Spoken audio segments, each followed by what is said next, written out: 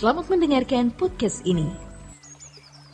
Persoalan penting yang harus kita selesaikan adalah apakah bahasa roh masih ada.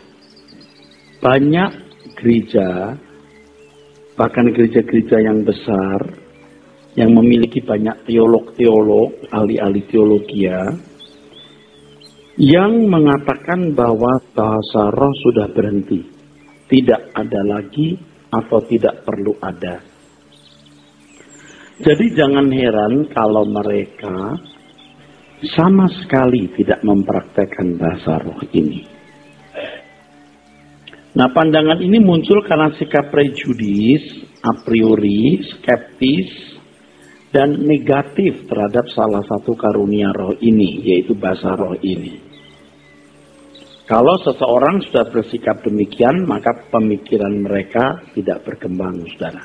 Karena ada semacam mental block, ini saya Indonesiakan ya, yang menutup kemungkinan memahami kebenaran berkenaan dengan bahasa roh dan tidak pernah mengalaminya.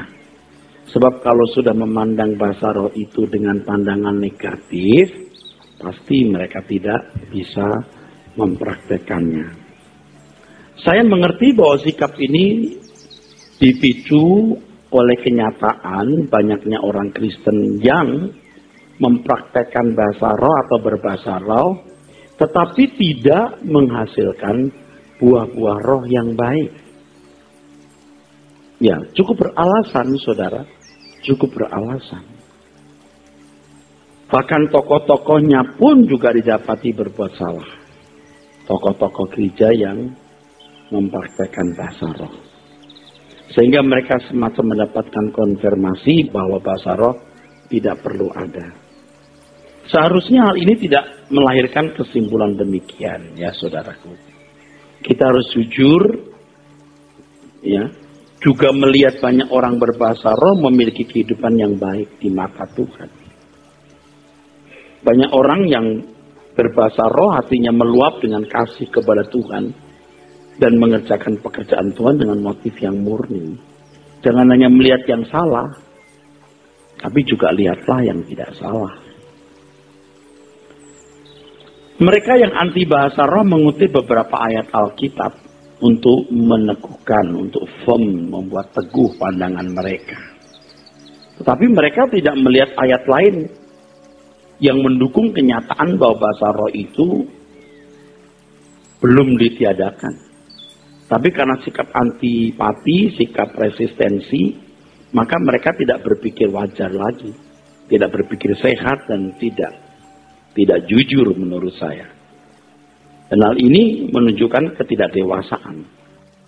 Dalam kehidupan komunitas Kristen atau orang-orang Kristen, sering kita jumpai fenomena ini karena mempertahankan suatu pandangan teologia, ya, salah seorang teolog yang hidup ratusan tahun sebelum kita, sehingga tidak berpikir luas, tidak dinamis, dan tidak fleksibel, dibelenggu oleh cara berpikir yang sudah ada tersebut, dan seakan-akan pandangan para teolog itu sudah harga mati yang tidak bisa diubah, tidak boleh dikoreksi, atau tidak boleh dikritisi.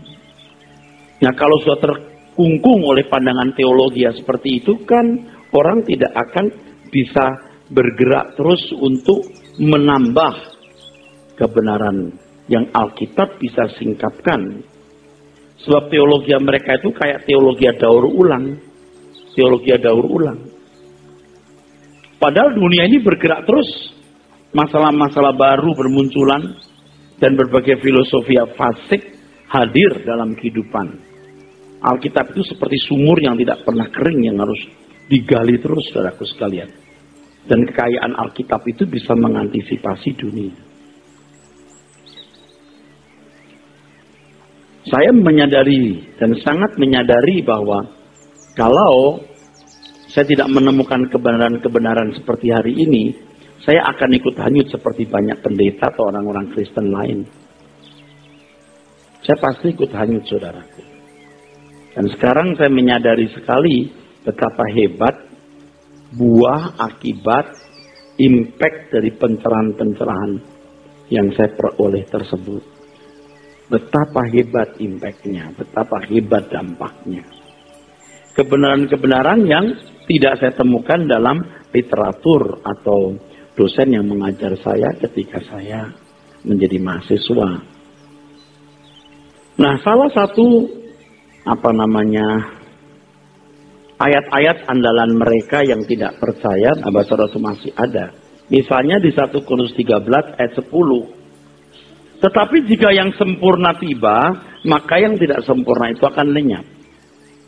Saya ini membaca tulisan mereka loh saudara. Saya bukan ngarang ini. Saya pungut tulisan mereka. Lalu saya membuat antitesenya. Saya membuat antitesenya. Ayat itu dipahami salah. Padahal teks tersebut 1 Korintus 13 konteksnya mengenai kasih. Kasih adalah ukuran kedewasaan dan kesempurnaan. Tidak ada sangkut pautnya secara langsung dengan karunia roh. Ada sangkut pautnya tapi tidak secara langsung, saudaraku. Memang dalam pasal tersebut dikatakan bahwa sekalipun seseorang bisa berbahasa malaikat, kalau tidak ada kasih sia-sia. Ini bukan berarti bahasa roh ditiadakan. Jangan bodoh begitu. Sekalipun aku bisa berbahasa malaikat tanpa kasih sia-sia. Lalu jangan disimpulkan bahasa roh lenyap. Ini bahasa malaikat, ini bahasa roh juga different. Seandainya bahasa malaikat itu adalah bahasa roh, juga tidak masalah. Bukan berarti lalu ditiadakan. Kesempurnaan yang lengkap itu nanti di langit baru, bumi baru. Dan pada waktu itu, saya percaya tidak perlu bahasa roh. Tidak perlu iman. Tidak perlu pengharapan. Seperti yang kita miliki hari ini. Betul. Yang ada adalah kasih. Oke, ya. Tapi selama kita di dunia, kita menghadapi pergumulan, maka karunia roh tetap dibutuhkan. Dan Allah menyediakan demi kepentingan anak-anaknya, yang akhirnya untuk kemuliaan Allah sendiri. Kita tidak boleh memperkosa teks Alkitab dan mengisi sesuka hati kita berdasarkan pandangan kita. Kita harus melihat setiap ayat itu dengan jujur dan analitis, saudara. Mereka yang tidak sependapat adanya bahasa roh mengatakan bahwa setelah firman Allah diteguhkan dengan karunia-karunia rohani, yang kemudian tersusun atau terhimpun dalam bentuk kitab yang kita bawa ini,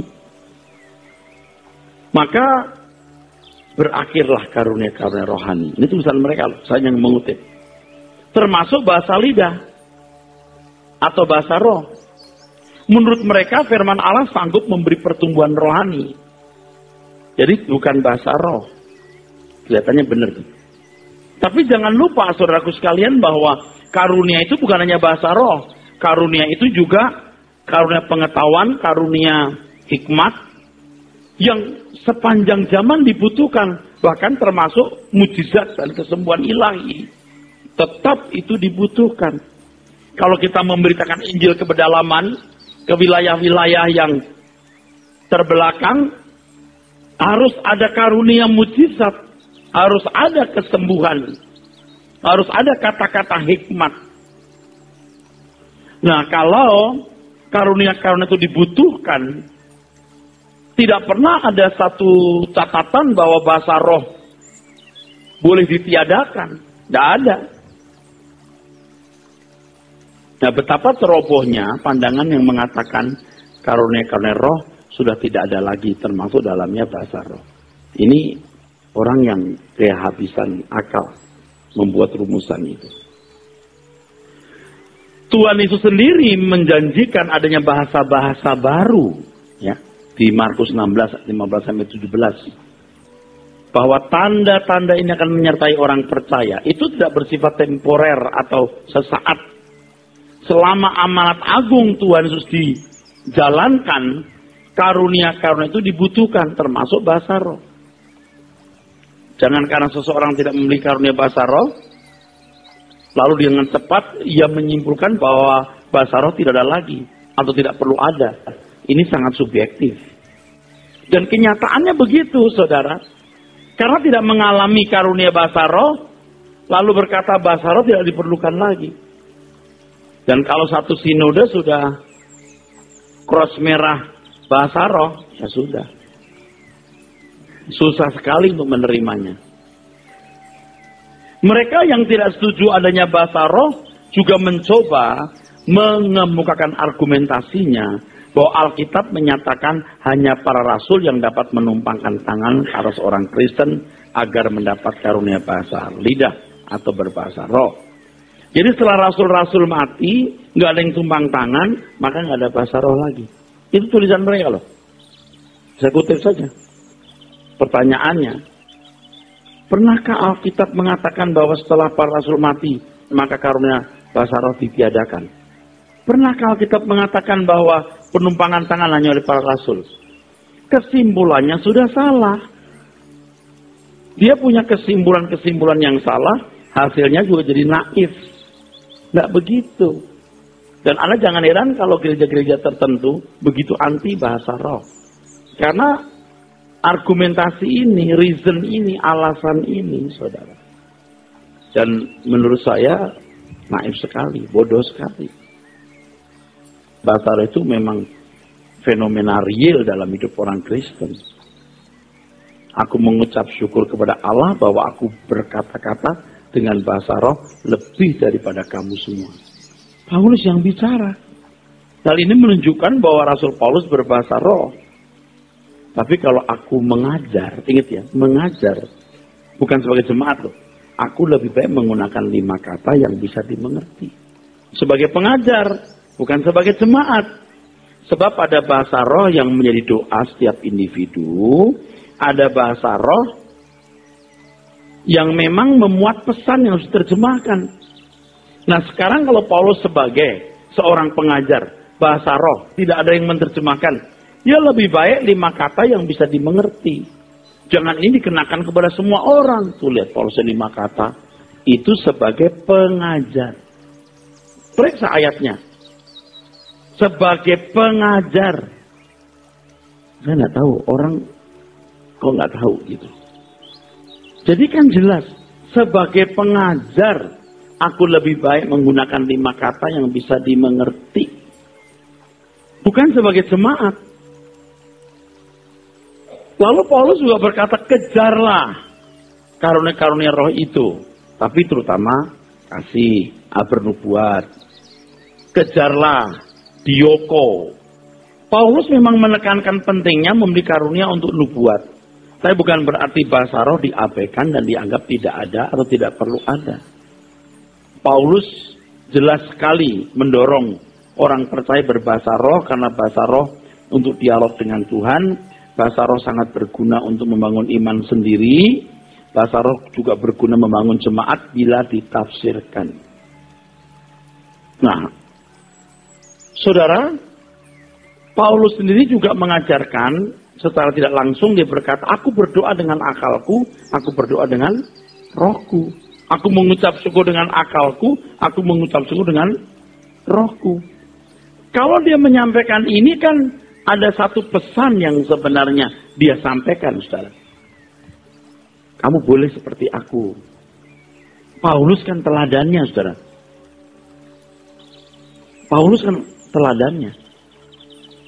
Nah, dalam 1 Korintus 14 ayat 26 dikatakan, jadi bagaimana sekarang, saudara-saudara?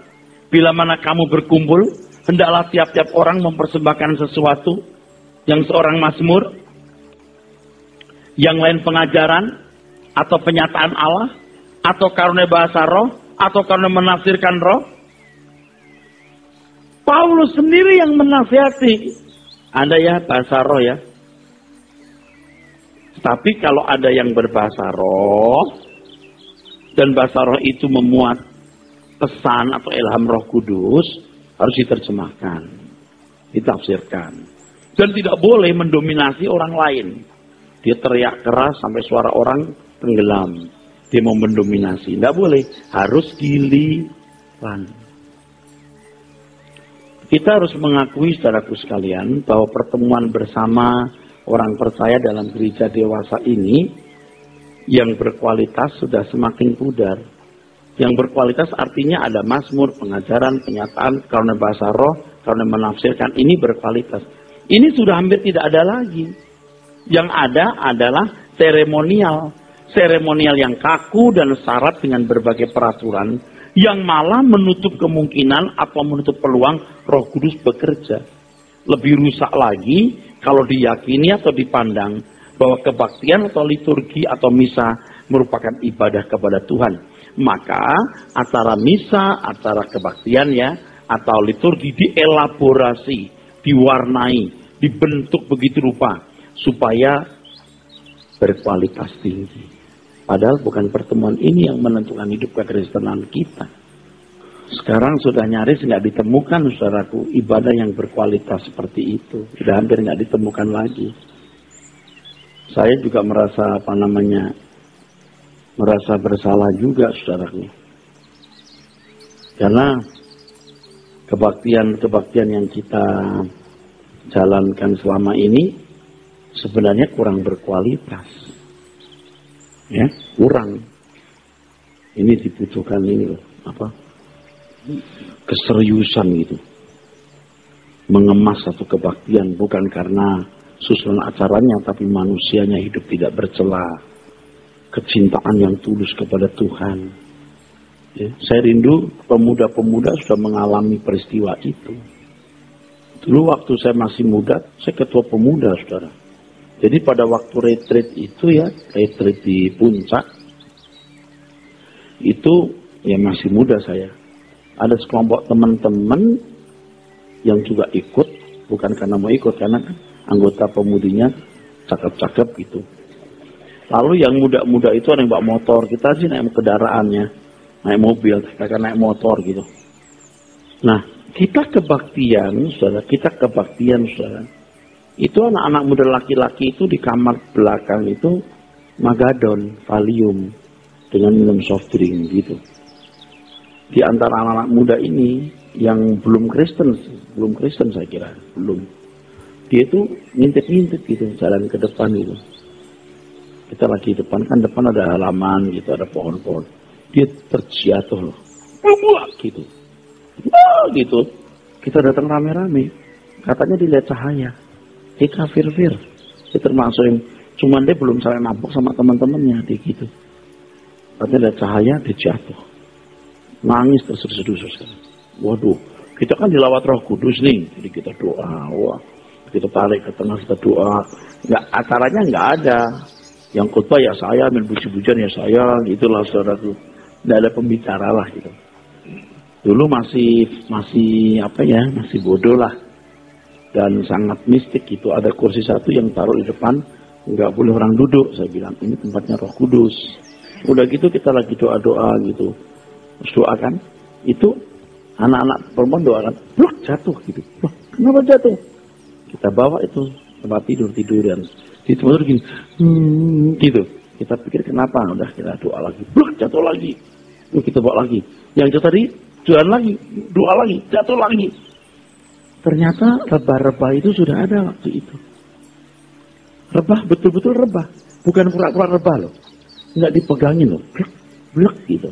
Yang paling mengagumkan adalah tiba-tiba ada yang masuk kamar laki-laki lalu bilang gini, itu pada nangis di belakang. Oh, kita lari kan. Dijamah Roh Kudus. Heran. Tidur tuh kita begini, blok. Nangis.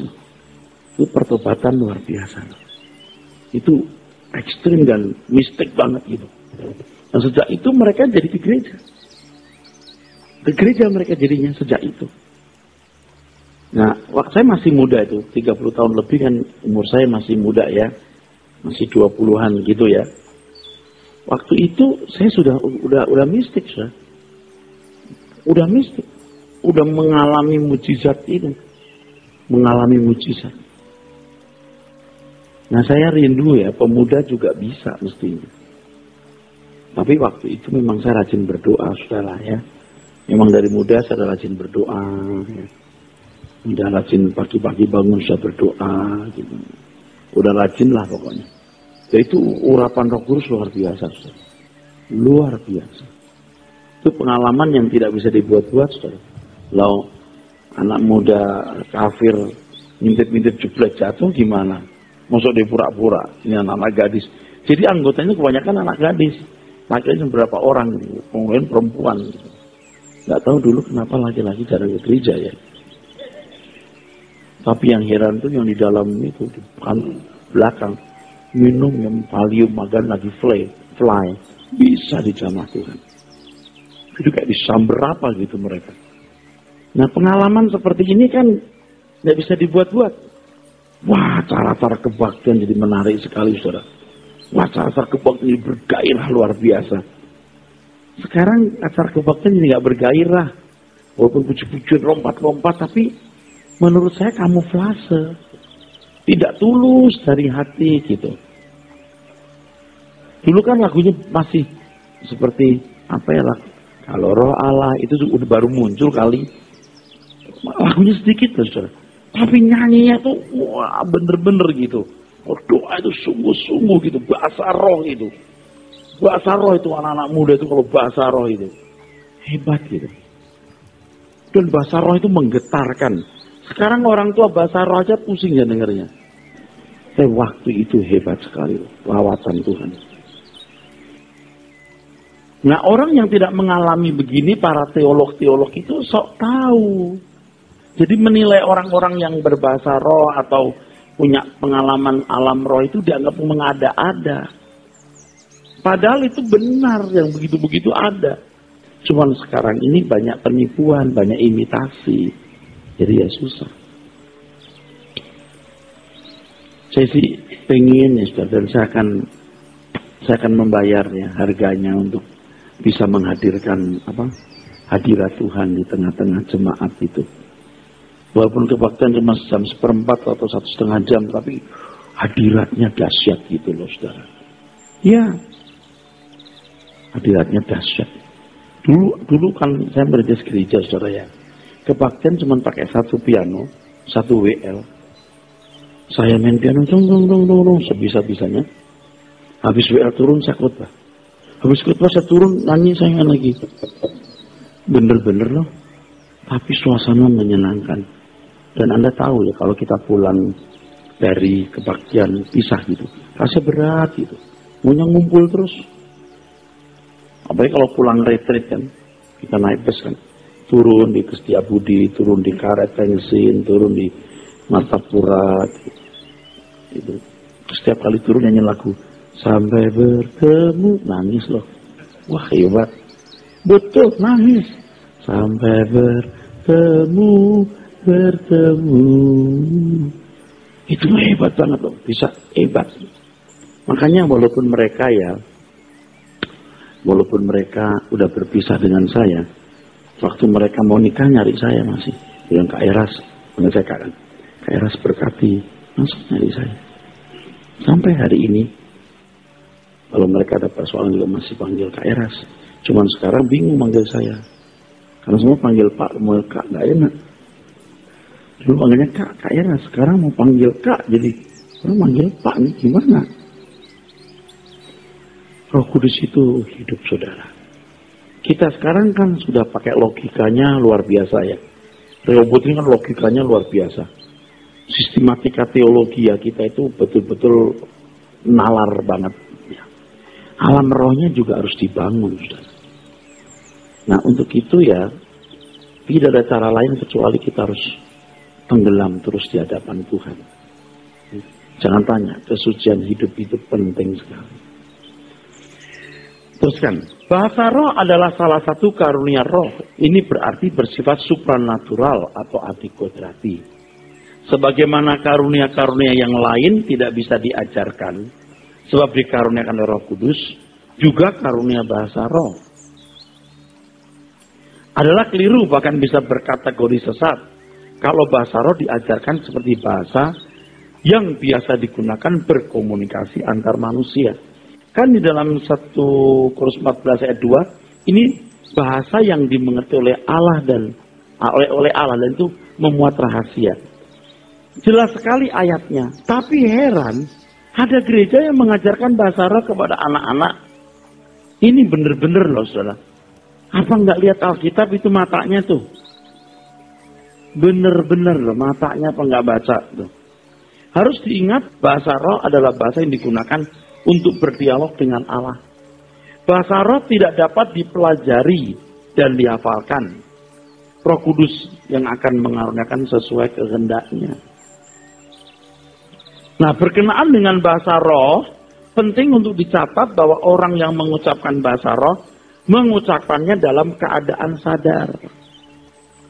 Ini bedanya Roh Kudus dengan roh jahat. Kalau roh jahat merasuk dalam diri orang itu hilang kesadaran. Tapi kalau Roh Kudus yang memenuhi seseorang, walaupun dia berbahasa roh, lidahnya berbicara, tapi dia sadar dan dia bisa menghentikan itu. Kalau sampai suatu saat ada orang tidak bisa menghentikan, itu mungkin special case, kasus khusus, mungkin. Tapi tetap sadar, nggak bisa bahasa roh lalu ketika ditanya, kamu tadi ngomong apa? Saya nggak sadar. Nggak mungkin. Nggak mungkin. Makanya saya mempersoalkan, tapi tidak saya tulis di sini. Kalau dalam agama lain juga ada bahasa roh, yang berbahasa roh itu sadar nggak? Saya khawatir trans. Tahu trans ya? Ngaco kan? Begitu saudara. Saya pernah berikan contoh di KKR, orang maju ke depan, salah satunya bahasa roh, saya bahasa roh yang palsu. Sampai malam itu saya nggak pulang. Karena itu retret pemuda-pemuda entah dari mana saya lupa, tidak ada pembinanya. Waktu juga saya masih muda. Jadi itu bisa berbahasa roh, lalu bisa juga, rohnya bukan Roh Kudus ya. Dia juga melihat orang yang dia lihat itu kemasukan lagi. Nggak ada pembina, sampai saya nggak pulang itu. Ikut bersama-sama mereka. Nggak ada pembinanya. Wah, takut sekali saudara. Suasana itu mencekam itu malam hari kan kalau KKR. Mana di retret di luar kota, gelap. Nah herannya waktu itu ya, kok saya berani banget ya, gitu aja lah. Orang nekat juga berani sih. Artinya saya dianggap tua, dianggap pembina. Jadi mau tidak mau deh. Nah saya masih ingat waktu itu, pertama kalinya, setelah itu nggak pernah lagi kali ya. Saya dikatain sama setan. Jadi pada waktu dia berbahasa roh, saya bilang, ini bukan bahasa roh yang benar nih. Itu masih bahasa roh. Bukan ini. Terus, gitu. Tawa dia. Langsung kaget orang-orang. Waktu dia mulai marah, saya bilang, keluar kamu. Apa kamu? Jadi saudara, dengan hal ini, saudara harus mengerti bahwa bahasa roh itu muncul. Saudara masih sadar. Biasanya, ini subjektif ya, kalau bahasa roh dari Tuhan, itu hadirat Tuhan juga kita rasakan. Damainya beda, tenangnya beda. Ya. Jadi tidak salah kalau saudara merindukan karunia roh. Kan Paulus juga menganjurkan untuk mengejar kan. Karunia roh termasuk di sini bahasa roh. Karena bisa membangun diri sendiri dan memberkati orang lain. Bukan bahasa roh supaya aku bisa bahasa roh loh. Enggak. Supaya bisa memberkati orang lain. Jadi tidak bisa. Aku mau bahasa roh untuk kesombongan. Tidak boleh. Ingat saya jelaskan bahwa saudara berbahasa roh pada waktu keadaan apa? Ekstrim. Kalau Anda mengasihi Tuhan dengan ekstrim, hatimu pecah, itu bahasa roh muncul. Nah, saudara, jadi saya mengalami berbahasa roh itu, saudara. Lalu pengalaman yang hebat itu juga terjadi bahasa roh itu. Jadi saya lagi berdoa dengan satu orang atau dua orang anak muda di kampung itu kan. Itu orang satu kampung itu orang-orang Tionghoa semua. Tapi kulitnya lebih gelap dari saya. Dia cari ikan di rawa, lah, terisolir lah gitu. Nah disitulah saya melayani. Itu gereja pertama saya melayani. Jadi guru sekolah minggu, saudara.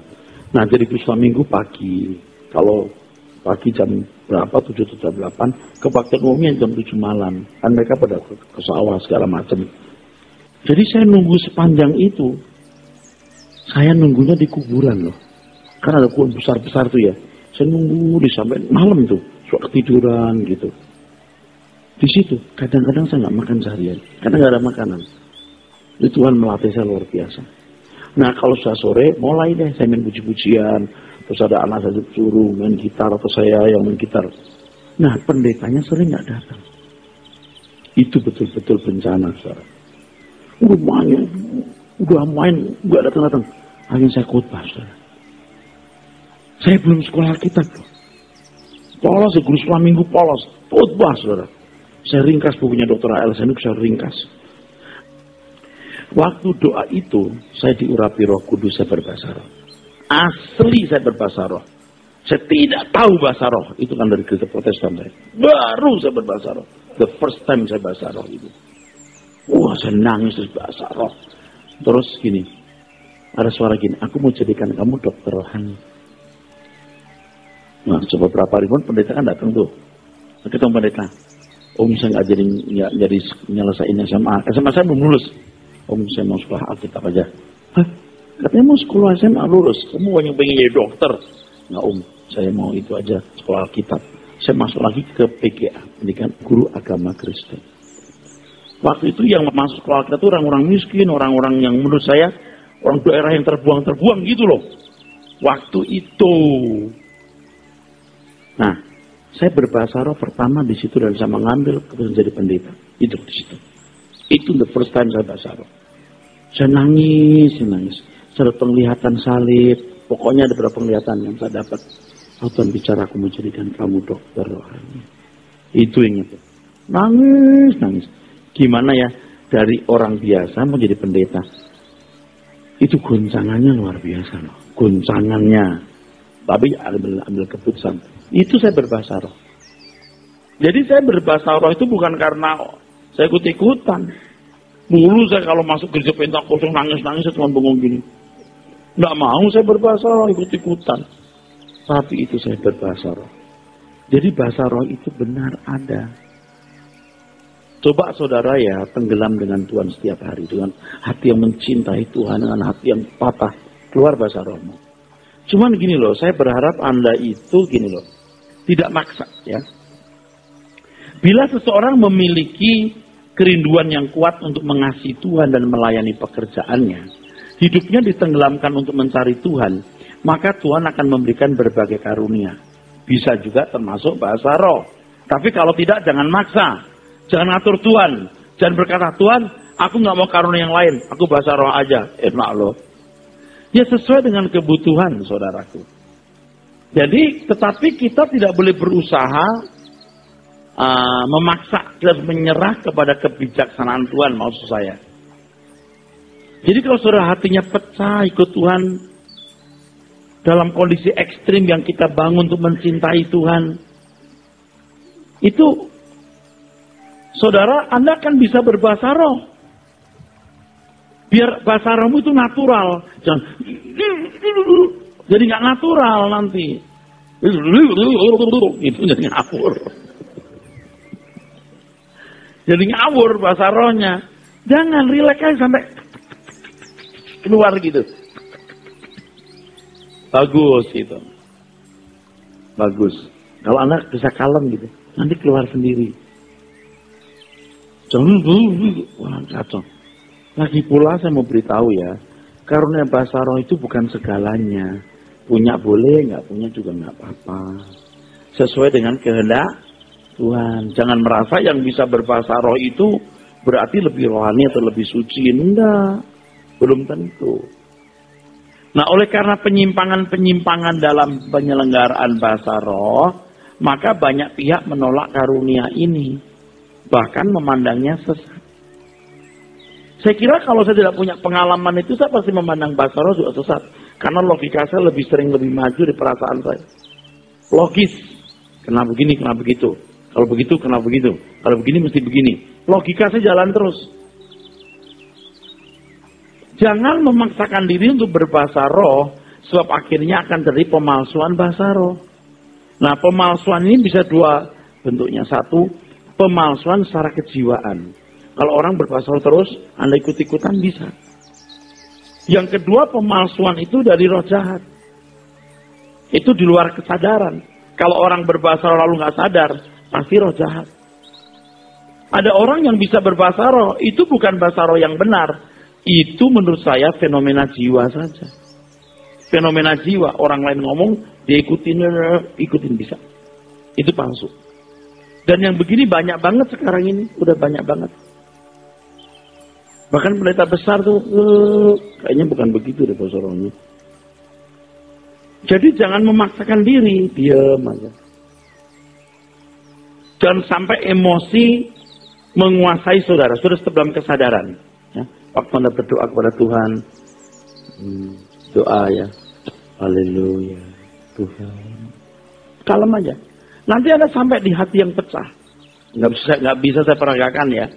Misalnya begini, Tuhan, ini contohnya misalnya. Itu bahasa rohnya bisa keluar. Atau waktu itu susah sekali gitu. Aduh Tuhan, aku nggak tahu gimana masalah. Aku nggak mengerti. Natural. Anda ngerti saya ngomong apa ini? Nggak boleh gini. Itu rata-rata ngawur yang begitu tuh. Kereta api.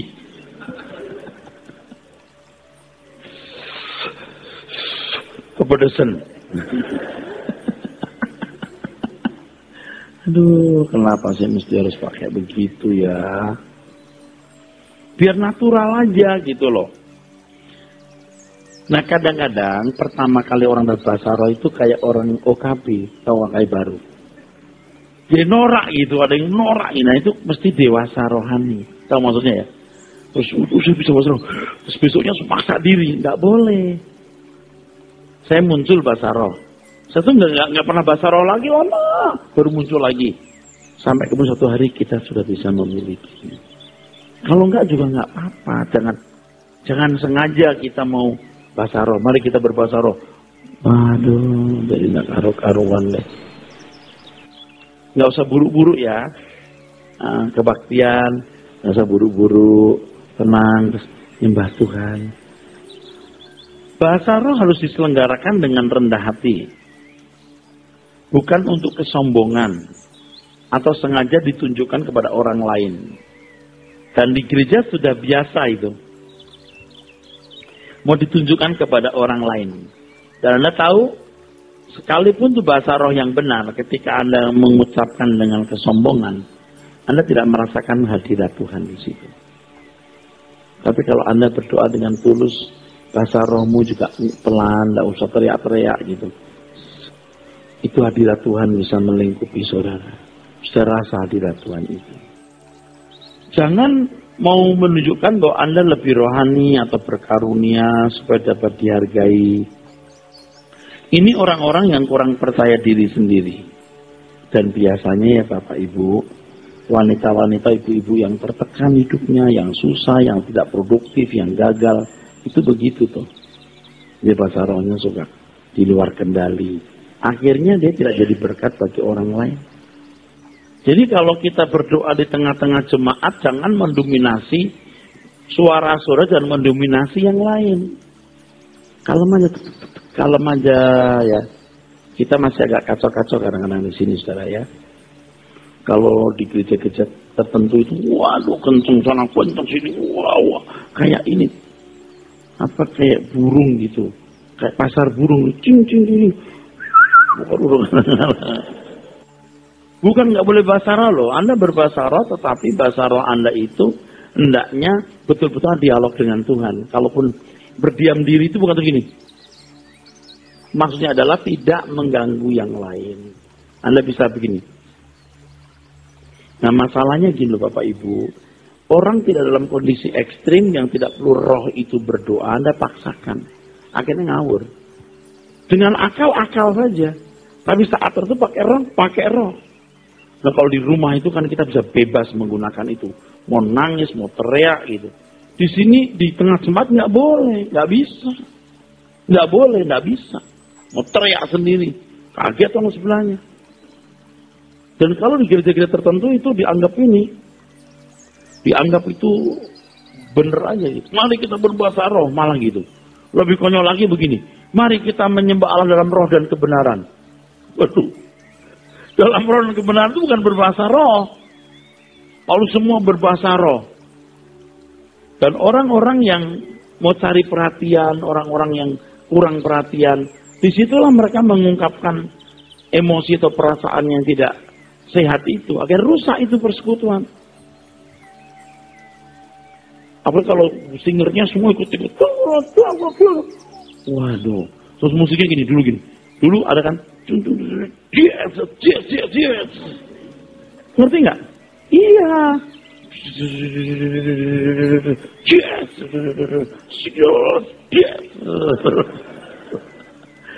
Saya salah ngomong, betul nggak? Iya.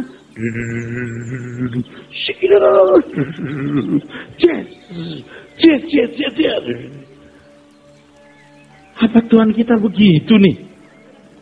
Tapi Tuhan tuh panjang sabar. Saya sudah melihat yang begitu.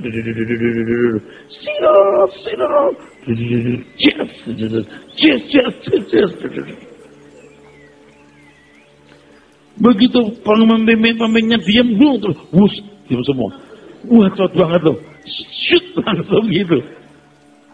Mestinya itu nggak gampang gitu loh. Set, turun gitu, nggak. Set. Tutup mulut, gerak. Aduh.